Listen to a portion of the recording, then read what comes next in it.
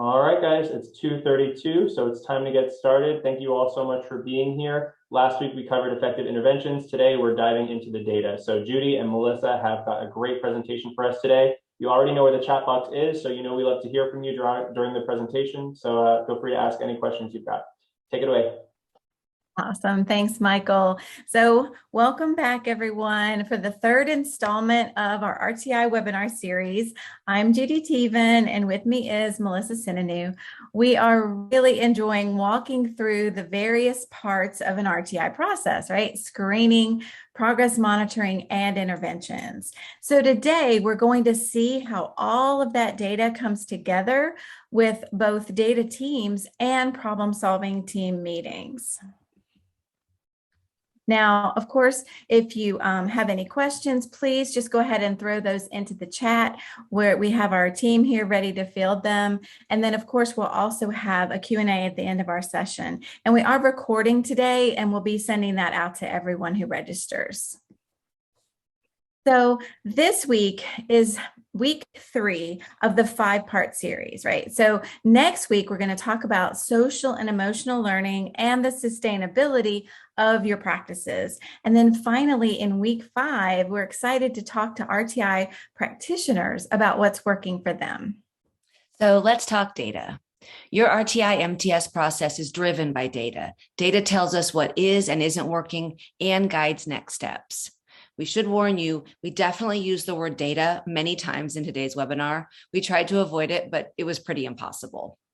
So today's discussion includes creating a strong data team, the goals of the team, who is on your data team, how the team begins their work, and the information included in their analysis. Then we will transition to problem-solving teams, and here we will discuss who is on the problem-solving team, the data that they're evaluating throughout the year, the decisions being made by the problem-solving team, and maximizing each problem-solving team meeting. So first, let's discuss data teams. So the goal of a data team is to create a consistent and comprehensive framework for the improvement planning that really translates from district to school to classroom to individual students, right? So this typically does include your RTI MTSS processes, but also larger school and district objectives. So your data team, for example, typically is the same team that crafts your school improvement plan. So who is on this data team? Now, this is a leadership team. So this typically consists of volunteers with the following characteristics. They are committed to school-wide change. They're respected by their colleagues. They possess leadership potential. They demonstrate effective interpersonal skills, and they're self-starters with perseverance to see projects through. Now, additionally, to promote a healthy school climate, the team should reflect the diversity of the staff, students, and broader community. The team members should bring an array of skills and expertise to best fill out the responsibilities of different roles on the team, right? Members may include a school's principal, instructional leaders, and several teachers. So how does a data team begin its work? First, they create an inventory. The team identifies and summarizes all data available in the school. The following questions can guide the inventory process. What external, internal, and student-specific assessments do we administer? What other student-specific information do we gather? When is each type of data collected? How can teachers find this data, and how is it being used? What might be a more effective use of the data, and what do we wish we had? So the first role of the data team is to look at the overall instructional performance of students and find instructional strategies and resources to improve that performance, right? So they may ask themselves the following questions. What % of students are performing on target? How are we doing as a school compared to all schools? And how are we doing compared to schools that are comparable to ours? This is usually done in the fall as the team reviews high stakes test scores from last year, but also looks at the screening data from the beginning of school. Now, as data is being analyzed, trends may emerge that reflect holes in the core curriculum. Now, this classwork screener, for example, automatically groups students into 4 categories. This is urgent intervention, intervention, on watch, and on target. You can quickly and easily sort this data by grade among schools and between subpopulations. This data is also organized by domain so that you can see specific areas of focus needed for the curriculum. This kind of analysis is a perfect starting point for the data team, either looking at last year's spring administration or their fall data. And the data team then takes the responsibility of offering instructional strategies to be integrated into classroom instruction. Then next, they'll determine the professional learning for staff to improve outcomes. So, what are some of the typical tasks for a data team? Well, think about tier placement. The team uses data to place students into tiers for intervention, right? Then they'll also analyze core curriculum by reviewing that screening data that we just saw and talked about, along with other school-wide data. And then, as I mentioned earlier, they'll provide input on professional development as it relates to the school's MTSS RTI practice and Tier 1 needs. And what about schedules? The team will approve or create the intervention enrichment schedule and curriculum used for that extra learning time.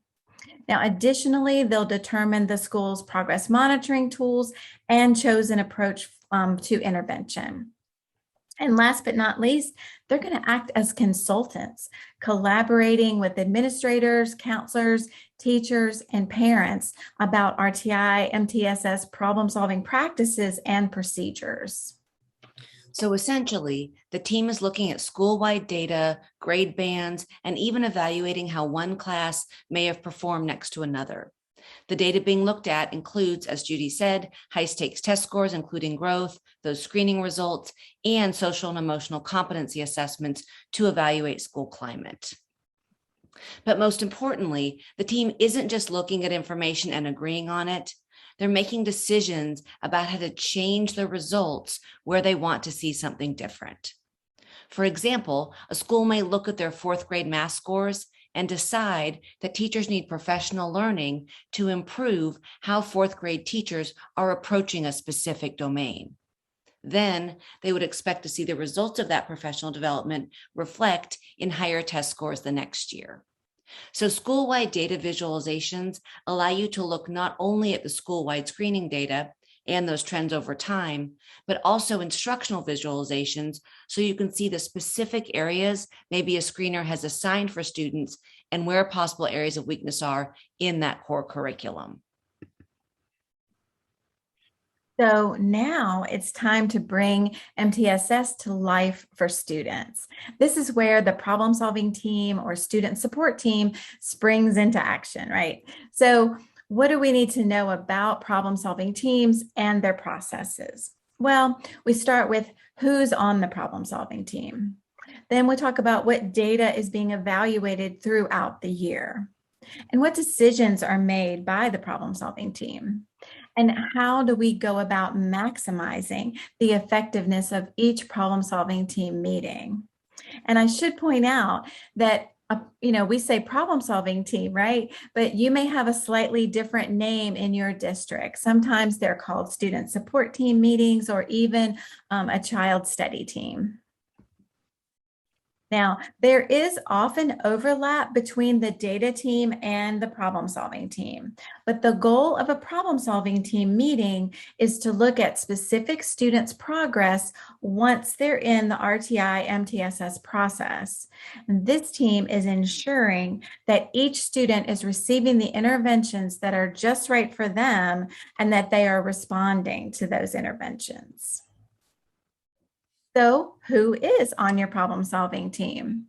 Because a problem-solving team meeting is about a specific student, the attendees may vary slightly, right?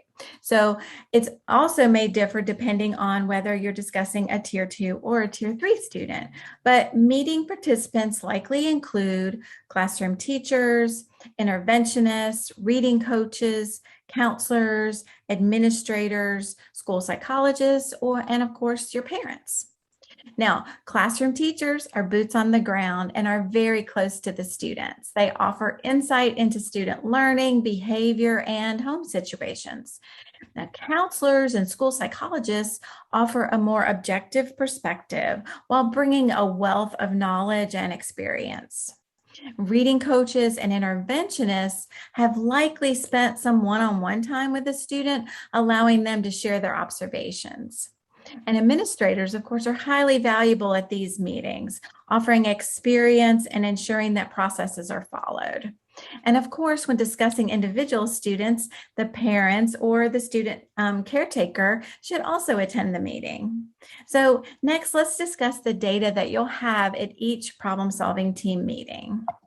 So this is where clear, easy to read reporting really shines. It's important to communicate student data, but also share the actions teachers and staff have taken to impact or accelerate student progress. This creates a clear understanding of how a student is doing and what's been done to help, ultimately informing the decisions impacting next steps for the student. When the problem-solving team meets about a student, which is typically every 4 to 6 weeks, they'll be reviewing a wide range of data. So no matter what platform you use, here is the data that you should be reviewing. And it's data that paints a complete picture of the student. So obviously you're going to want those latest screener results and the student's grades and benchmark scores.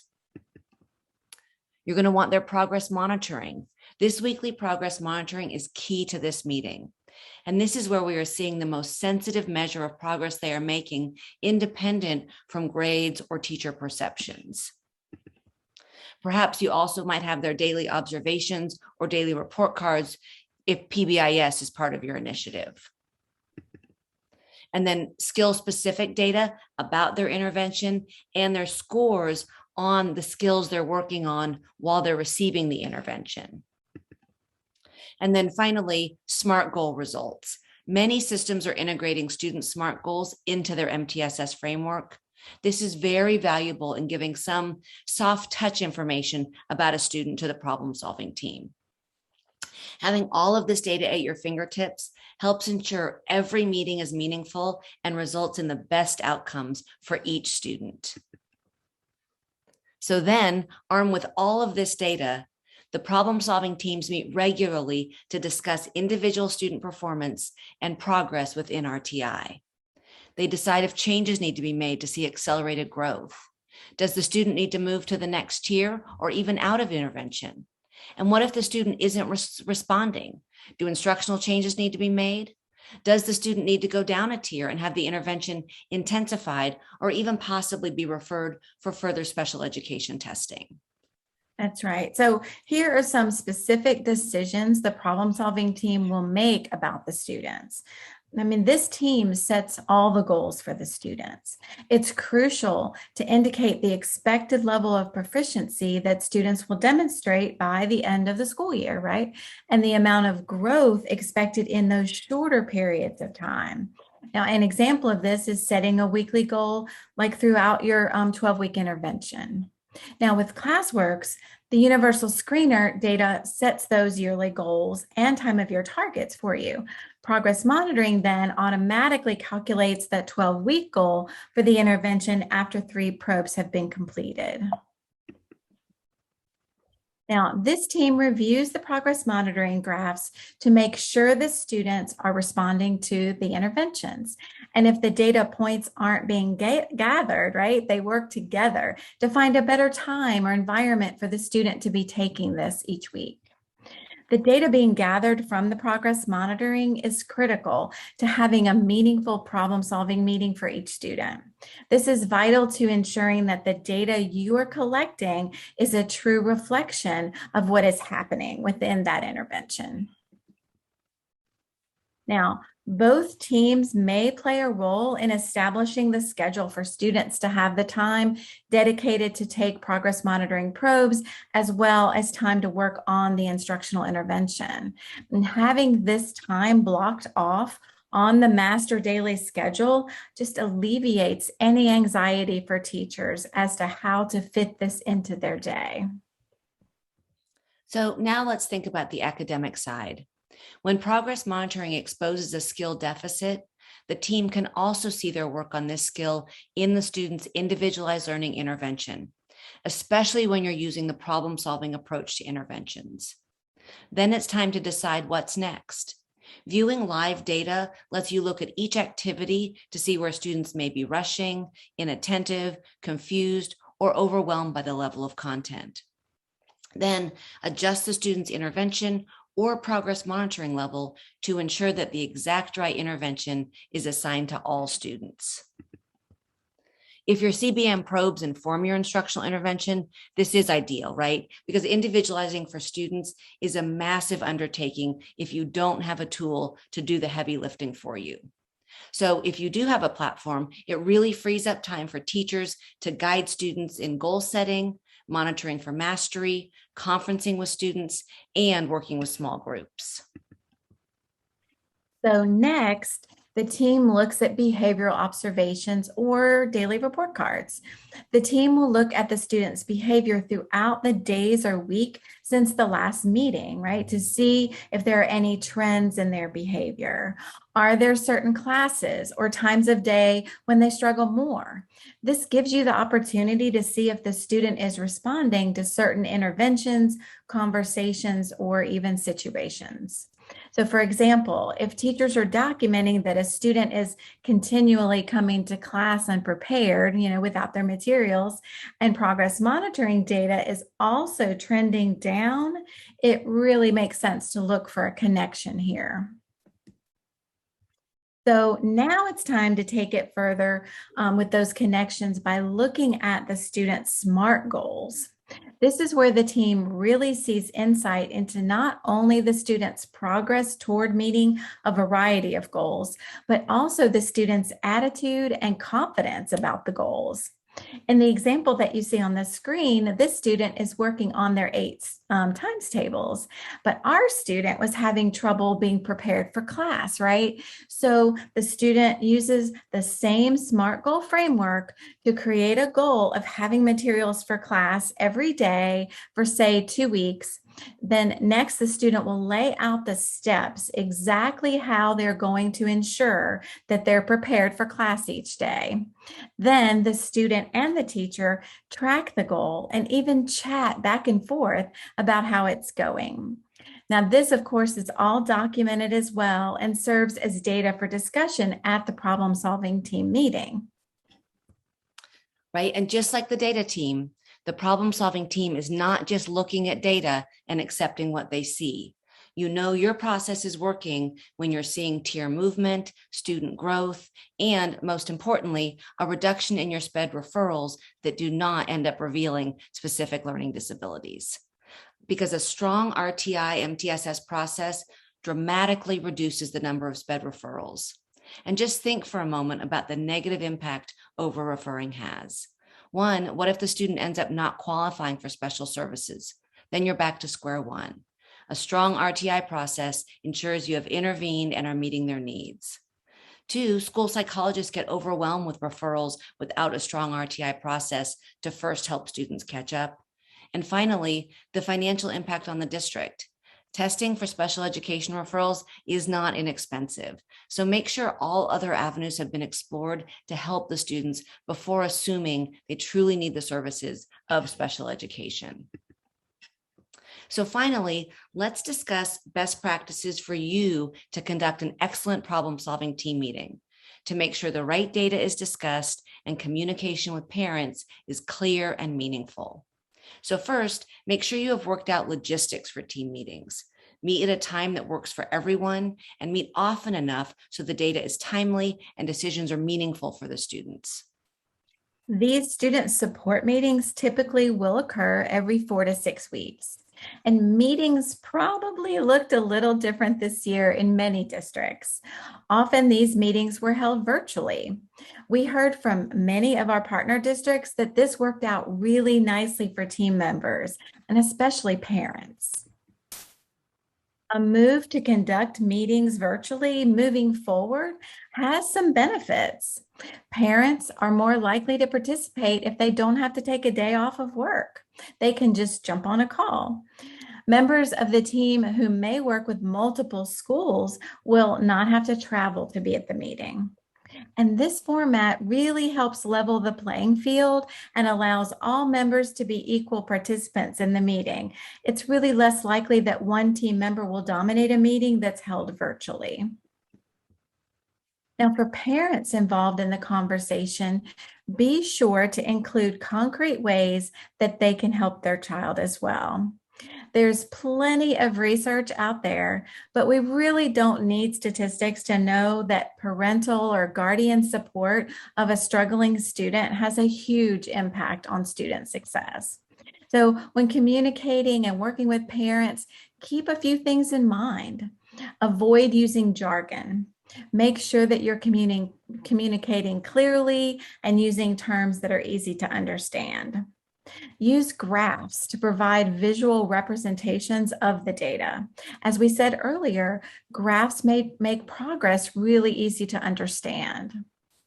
And state clearly whether the student is on track to meet their goals. Really no need to sugarcoat results. Be open with parents about how things are going and what they can do to help. No one likes surprises, right?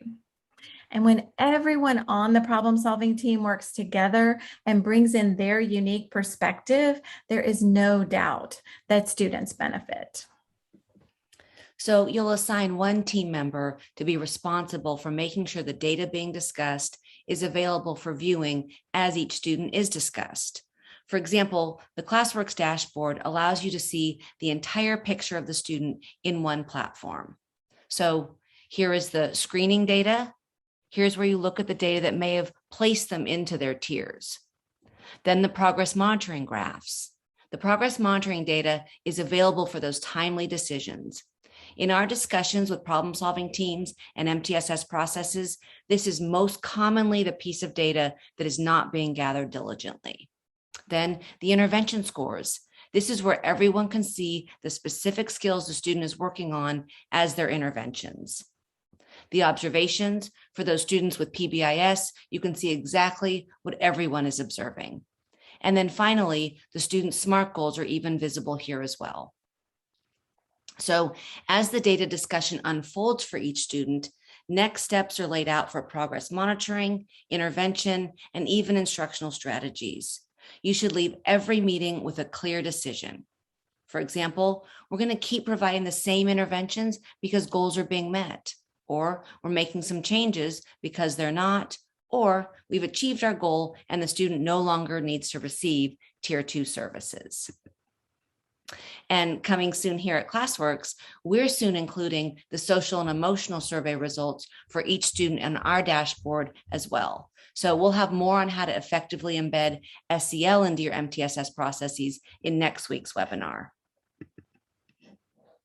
So school data teams and the problem-solving teams are really where both the school trends and individual student needs are really evaluated and great decisions are made. I hope that we help you navigate away some of the complexities of these teams, as well as see the power that good data can bring to your school decision-making. So just to recap, today we discussed creating a strong data team, the goals of the team, who is on the team, how the team begins their work, and the data that a data team looks at. Then we reviewed who's on the problem-solving team, the data being evaluated throughout the year, the decisions being made by the problem-solving team, and then really most importantly, maximizing each problem-solving team meeting with actionable, easy to read information. And next week, our webinar series continues as we discuss the integration of social and emotional learning and building a sustainable RTI process for all stakeholders. And finally, in week 5, we're going to talk to practitioners and get some great information about what's working for them. So that's all we have. Thank you so much for being with us today. We do have time for questions though, and I did see a few coming into chat. So we'll take some time to go through those and speak up if there's some others that you might have. Of course. Thank you so much, Judy and Melissa. That was a fantastic presentation. Guys, we're here to answer your questions. So definitely, if you've got any, put them in the chat box. But we've had a couple come through, as Judy said, and we'll start with this one. I'm still a little confused about the difference in the data team and problem solving team. Can we clarify this, please? Sure, that's super common, right? Your data team, think about them as a group that's looking at overall trends in the school and building overall objectives in the school, right? School improvement planning. Then there may be some overlap to your problem solving team, but your problem solving team meeting is really about specific students and making decisions about specific students who are working within some of the goals you might have set by the data team school-wide. So if that makes sense. Definitely. The next question is there a suggested time frame or schedule to work with our teams each week or month, and how often should we be doing this? Oh, did you want me to take that one? Yep. So, you want to meet monthly, right? So you're going to be looking at the problem solving team is going to be looking at all of that data and looking at progress monitoring data. So you're looking at 4 to 6 weeks. You wouldn't want to go any longer than that, right? Because that's how you're estimating that amount of growth, and if the students on the intervention, if they're responding to the intervention, because you want to be able to make those changes in a timely way. But your data team might only be meeting 3 times a year. Exactly. Right? The problem solving team is meeting monthly. Can the data team and problem solving team be 2 components that make up an MTSS? That comes from Stephanie. So can the data team be 2 teams that make up the MTSS? Yes, I think of the problem solving team a little bit as being a subset of your data team, because your data team is going to be looking at kind of larger goals sometimes than just the MTSS piece, but certainly together they can make that up. Yes. And when are we expecting that the SEL component, that new tool, will be available in classwork? So our goal is to have it out by winter, because we want to have the data validation done through the spring. That's the goal. I'm going to call that a goal right now, though I don't want to promise a release date. Right. And just as a reminder, ClassWorks does offer several SEL supports currently, which we'll get into next week. But the next question we have today is, we feel a little overwhelmed. Is there a schedule or blueprint we can provide to guide the meetings? So that's super common, right? And it's really, really important to have an agenda and objective for every single meeting that you hold, right? So we can certainly provide some templates along with this recording that you guys can then build from, because going into a meeting and just sitting down saying, okay, is going to be tough, right? So we'll certainly help with that. Yeah. And how often do we suggest communicating with parents? And is it a best practice to have parent meetings weekly? Oh, that's a good question. I'll grab that one. Too much communication like that can be really overwhelming for teachers in that kind of a scenario, but too little has parents in the dark, right? So I would say you want to make sure that you communicate on a monthly basis, or at least as often as your problem solving team is meeting with that progress monitoring data, right? Progress monitoring data with all of that, right? And your mastery. And you could go a little bit more often with observations or goal tracking, which is something that parents have visible to them, especially in ClassWorks with the student My Scores page. So they can really keep track of that. And then your big picture, like growth data that is 3 times a year, that should be reported immediately out to parents after students take those assessments. Perfect. Well, those were all of the questions that I had come through on my end. While we wait for any lingering questions to come through, thank you so much, Judy and Melissa. This was a fantastic presentation. And as always, you guys are a fantastic audience. We hope to see you back next week when we dive into SEL. And if this was your first time joining us, or your first time learning a little bit more about ClassWorks, start a conversation with us at classworks.com. We'd be happy to chat with you a little bit more about RTI and specifically what's going on in your district. So we'll give it another 30 seconds, see if any other questions come through. And if not, you guys have a fantastic weekend, and we'll see you next week. Michael, we had one question. Someone was asking about the recordings. Oh, there we go. Yeah, they'll be on the post email and the Q&A. We have them all linked. And then of course on the our landing page on our website, they're all linked there once we get them up. Excellent. Thanks for catching that, Kellen. Yeah, of course. Thank you. All right, take Thanks, care, guys. everybody.